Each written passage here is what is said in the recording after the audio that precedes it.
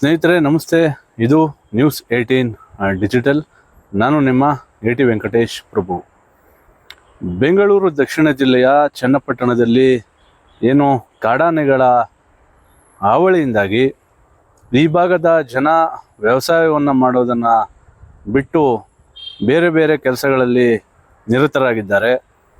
ಬಹುತೇಕ ಜನ ವ್ಯವಸಾಯವನ್ನು ಬಿಟ್ಟಿದ್ದಾರೆ. ಯಾಕಂದರೆ ಕಾಡಾನೆಗಳ ಹಾವಳಿಯಿಂದಾಗಿ ತಾವು ಬೆಳೆದಂಥ ಬೆಳೆಗಳು ಸಂಪೂರ್ಣವಾಗಿ ನಾಶ ಆಗ್ತಾ ಇದೆ. ಕೈಗೆ ಬಂದ ತುತ್ತು ಬಾಯಿಗೆ ಬರಲಿಲ್ಲ ಎನ್ನುವಂತಹ ಸ್ಥಿತಿ ಇವತ್ತು ಚನ್ನಪಟ್ಟಣ ತಾಲೂಕಿನ ರೈತರ ದುಸ್ಥಿತಿಯಾಗಿದೆ. ಇದರ ನಡುವೆ ಚಿರತೆಗಳ ಕಾಟ. ಆದರೆ ಈಗ ಕಳೆದ ಒಂದು ವಾರದಿಂದ ಚನ್ನಪಟ್ಟಣದಲ್ಲಿ ನಿರಂತರವಾಗಿ ಕರಡಿಗಳ ಹಾವಳಿ ಕೂಡ ಹೆಚ್ಚಾಗಿದೆ. ಕಳೆದ 3-4 ದಿನಗಳ ಹಿಂದೆ ಚನ್ನಪಟ್ಟಣ ತಾಲೂಕಿನ ಕೋಡಂಬಳ್ಳಿ ಮತ್ತು ಸಿಂಗರಾಜಿಪುರ ಗ್ರಾಮದ ಮಧ್ಯೆ ಇರತಕ್ಕಂತಹ ದಂಡು ಮಾರಮ್ಮ ದೇವಸ್ಥಾನದ ಬಳಿ ಅದೇನೋ ಒಂದು ಕಾಡು ಪ್ರಾಣಿಗಳು ರೋಡನ್ನು ಕ್ರಾಸ್ ಮಾಡ್ತಕ್ಕಂತಹ ಒಂದು ಸ್ಥಳ ಏನಿದೆ, ಆ ಸ್ಥಳದಲ್ಲಿ ಬೈಕ್ ಸವಾರರ ಮೇಲೆ ನೇರವಾಗಿ ಕರಡಿ ದಾಳಿಯನ್ನು ಮಾಡಿ ಒಂದು ಸ್ವಲ್ಪ ಅದೃಷ್ಟ ಅವರ ಚೆನ್ನಾಗಿತ್ತು. ಅವರು ಸ್ವಲ್ಪದರಲ್ಲೇ ಅವರು ಬಚಾವಾದರು. ತದನಂತರ ಅಲ್ಲಿ ಓಡಾಡ್ತಕ್ಕಂಥ ಜನ ಜೊತೆಗೆ ಅರಣ್ಯ ಇಲಾಖೆಯ ಸಿಬ್ಬಂದಿಗಳು ಸೇರಿ ಆ ಕರಡಿಯನ್ನು ಹಿಡಿದ್ರು. ಆದರೆ ದುರಾದೃಷ್ಟ ಅಂದರೆ ಆ ಕರಡಿಗೆ ರೇಬೀಸ್ ಕಾಯಿಲೆ ಕೂಡ ಇತ್ತು. ಇದನ್ನು ತಿಳಿದಂಥ ಅರಣ್ಯ ಇಲಾಖೆಯ ಸಿಬ್ಬಂದಿಗಳು ಕೂಡ ವ್ಯಾಕ್ಸಿನೇಷನನ್ನು ತೆಗೆದುಕೊಂಡ್ರು. ಜೊತೆಗೆ ಒಂದು ಕರಡಿಯನ್ನು ಹಿಡಿಬೇಕಾದ್ರೆ ಇಬ್ಬರಿಗೆ ಏನು ಗಾಯಗಳಾಗಿತ್ತು ಅವ್ರಿಗೂ ಕೂಡ ಅದರ ಒಂದು ವ್ಯಾಕ್ಸಿನೇಷನನ್ನು ಕೂಡ ಕೊಡಿಸಿ ಚಿಕಿತ್ಸೆಯನ್ನು ಕೂಡ ಕೊಡಿಸಿದ್ದಾರೆ. ಇದು ಒಂದು ಭಾಗ. ಆದರೆ ಇವತ್ತು ಮತ್ತೆ ಚನ್ನಪಟ್ಟಣ ತಾಲೂಕಿನ ಲಂಬಾಣಿ ತಾಂಡ್ಯ ಗ್ರಾಮದ ಏನು ರಮೇಶ್ ನಾಯ್ಕ ಎನ್ನುವಂತಹ ರೈತನ ಮೇಲೆ 2 ಕರಡಿಗಳು ದಾಳಿ ಮಾಡಿವೆ. ಏನು ತಮ್ಮ ಜಮೀನಿನಲ್ಲಿ ಹುಲ್ಲಿನ ಮೆದೆಯನ್ನು ಏನು ಹಾಕ್ಕೊಂಡಿದ್ರು, ಆ ಹುಲ್ಲನ್ನು ಕಟ್ಟಲಿಕ್ಕೆ ಹೋದಂಥ ಸಂದರ್ಭದಲ್ಲಿ ಹುಲ್ಲಿನ ಮೆದೆಯಲ್ಲಿ 2 ಕರಡಿಗಳು ಸೇರ್ಕೊಂಡಿದ್ವು. ರಮೇಶ್ ನಾಯ್ಕ ಏನು ಈಗ ಗಾಯಗೊಂಡಿದ್ದಾನೆ ರೈತ, ಆತ ಹುಲ್ಲಿನ ಮೆದೆ ಹತ್ರ ಹೋಗ್ತಾ ಇದ್ದಂಗೆ 2 ಕರಡಿಗಳು ನೇರವಾಗಿ ಆತನ ಮೇಲೆ ದಾಳಿ ಮಾಡಿವೆ. ಇದರಿಂದಾಗಿ ಆತನ ಎಡಗಾಲಿನ ತೊಡೆ ಭಾಗ ಸಂಪೂರ್ಣವಾಗಿ ಗಾಯ ಆಗಿದೆ. ಆ ಒಂದು ನರಕ್ಕೂ ಕೂಡ ಎಫೆಕ್ಟ್ ಆಗಿದೆ ಎನ್ನುವಂತಹ ಮಾಹಿತಿ ಸಿಗ್ತಾ ಇದೆ.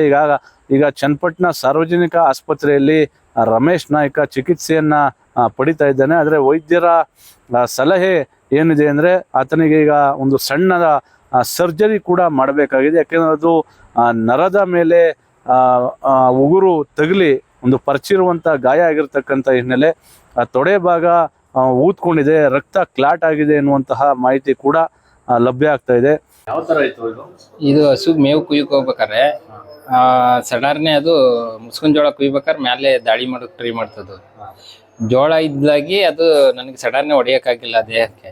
ಆವಾಗ ನಾನು ಹಿಂಗೆ ಬಕ್ಕೊಂಡೆಲ್ಲ ಸಡನ್ನೇ ಇದು ತಪ್ಪಿಸ್ಕೊಳ್ಳೋಕೆ ಟ್ರೈ ಮಾಡಿದಾಗ ತೊಡೆಗೆ ಹೊಡೆದ್ಬಿಟ್ಟಿರೋದು. ತೊಡೆ ಭಾಗಕ್ಕೆ ಪೂರ್ತಿ ಉಗುರು ಮಾಡ್ಬಿಟ್ಟು ತಿರ್ಗಾ ಜೋಳದಲ್ಲೇ ಬಿದ್ದು ಒದ್ದಾಡಿ ಓಡ್ ಬಂದಿರೋದ್ರಿಂದ ಅವಾಯ್ಡ್ ಆಗಿರೋದಿಲ್ಲ. ಅಂದರೆ ನಾನು ಉಳಿಸ್ತಾನೆ. 2 ಇತ್ತು ಕರಡಿ. ಈ ಸುಮಾರು ಒಂದು 7:55 ಆಗಿತ್ತು ಟೈಮಿಂಗ್ಸು. 8 ಗಂಟೆ ಮೇವು ಕುಯ್ಯಕ್ಕೆ ಹೋಗೋದು ಮುಸ್ಕಿನ ಜೋಳ ಹಸುಗಳಿಗೆ. ಹುಲ್ ಪೊದಲ್ಲೇ ಇದ್ದು ಒಳಗಡೆಯಿಂದ 2 ಇದ್ದು ಕರಡಿ. ಇಲ್ಲ, 1 ದಾಳಿ ಮಾಡ್ತು. ಒಂದು ಸಡನ್ ಅದು ನುಗ್ಗೋಗ್ತದು, ಇನ್ನೊಂದು ಸಡನ್ ನನ್ನ ಮೇಲೆ ದಾಳಿ ಮಾಡ್ತು. 2 ದಾಳಿ ಮಾಡಿದ್ರೆ ನಾನು ಉಳಿಸ್ತಾನೆ ಇರಲಿಲ್ಲ. ಅಲ್ಲಿ ಏನಾಗಿದೆ ಕಾಲು? ಅದೇ ಉಗ್ರದು ಇದು ಪೂರ್ತಿ ಹೊಡೆದ್ಬಿಟ್ಟಿದೆ. ಇದು ಡಾಕ್ಟರ್ ಕೇಳ್ಬೇಕು. ಡಾಕ್ಟರ್ಗೆ ಈಗ ಸರ್ಜನ್ ಡಾಕ್ಟರ್ ಬರ್ತಾರಂತ ಅದಕ್ಕೆ ವೆಯ್ಟ್ ಮಾಡ್ತೀನಿ. ಫುಲ್ ಊದ್ಕೊಂಡಿದೆ. ಫುಲ್ ಇದು ಬ್ಲಡ್ ಎಲ್ಲ ಬ್ಲಾಕ್ ಆಗ್ಬಿಟ್ಟಿದೆ. ಇದು ರಕ್ತ ಎಪ್ಕಟ್ಟಿದೆ. ಕರಡಿಗಳಿಂದ ನಮ್ಗೆ ಜನಗಳಿಗೆ ಇದಾದ್ರೆ ಸಾಕು ಸರ್, ಇನ್ನೇನಿಲ್ಲ. ಜನಗಳಿಗೆ ತೊಂದರೆ ಆಗದೆ ಇದ್ರೆ ಸರಿ.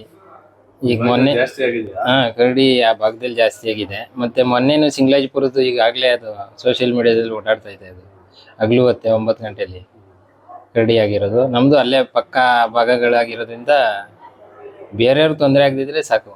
ಒಟ್ಟಾರೆ ಏನಪ್ಪ ಅಂದರೆ ಚನ್ನಪಟ್ಟಣ ತಾಲೂಕಿನಲ್ಲಿ ಒಂದಿಲ್ಲೊಂದು ಸಮಸ್ಯೆ. ಯಾಕಂದರೆ ಒಂದು ಕಡೆ ಕಾಡಾನೆಗಳ ಹಾವಳಿ, ಮತ್ತೊಂದು ಕಡೆ ಚಿರತೆಗಳ ಹಾವಳಿ, ಈಗ ಅದಕ್ಕೆ ಏನು ಆ್ಯಡ್ ಆಗಿರ್ತಕ್ಕಂಥದ್ದು ಕರಡಿಗಳ ಹಾವಳಿ ಕೂಡ ಸೇರ್ಕೊಂಡಿದೆ. ಇದು ನಿಜಕ್ಕೂ ಕೂಡ ಈ ಭಾಗದ ರೈತರ ದುಸ್ಥಿತಿ. ಯಾಕಂದ್ರೆ ಹಿಂದೆ ಈಶ್ವರ್ ಖಂಡ್ರೆ ಅವರು ಕೂಡ ಚನ್ನಪಟ್ಟಣದ ಬಿವಿಹಳ್ಳಿ ಗ್ರಾಮಕ್ಕೆ ಬಂದು ಅಲ್ಲಿ ರೈತರ ಸಭೆಯನ್ನ ಮಾಡಿದ್ರು. ಆದ್ರೆ ಎಲ್ಲೋ ಒಂದು ಕಡೆ ಆ ಸಭೆ ನಿಜಕ್ಕೂ ಕೂಡ ಒಂದು ಕಾಟಾಚಾರಕ್ಕೆ ನಡೆದಂತ ಸಭೆ ಅಂತೇಳಿ ಇವತ್ತಿಗೂ ಕೂಡ ರೈತರು ಮಾತನಾಡ್ತಾ ಇದ್ದಾರೆ. ಹಾಗಾಗಿ ಸ್ವತಃ ಈಗಲಾದರೂ ಅರಣ್ಯ ಸಚಿವರಾಗಿರ್ತಕ್ಕಂತಹ ಈಶ್ವರ್ ಖಂಡ್ರೆರವರು ಚನ್ನಪಟ್ಟಣಕ್ಕೆ ಆಗಮಿಸಿ ರೈತರ ಸಭೆಯನ್ನ ನಡೆಸಬೇಕಾಗಿದೆ. ಜೊತೆಗೆ ಏನು ಈ ಕಾಡು ಪ್ರಾಣಿಗಳ ಹಾವಳಿಯಿಂದಾಗಿ ರೈತರು ದಿನನಿತ್ಯ ಆ ಒಂದು ಪರಿಪಾಡನ್ನ ಪಡ್ತಾ ಇದ್ದಾರೆ, ಆ ಒಂದು ಸಮಸ್ಯೆಯನ್ನ ರೈತರಿಂದ ಕೇಳಿ ಅದಕ್ಕೆ ಏನಾದರೂ ಒಂದು ಪರಿಹಾರವನ್ನ ಕಂಡುಕೊಡಬೇಕು ಎನ್ನುವಂತಹ ನಿಟ್ಟಿನಲ್ಲಿ ರೈತರು ತಮ್ಮ ಅಭಿಪ್ರಾಯವನ್ನ ವ್ಯಕ್ತಪಡಿಸ್ತಾ ಇದ್ದಾರೆ.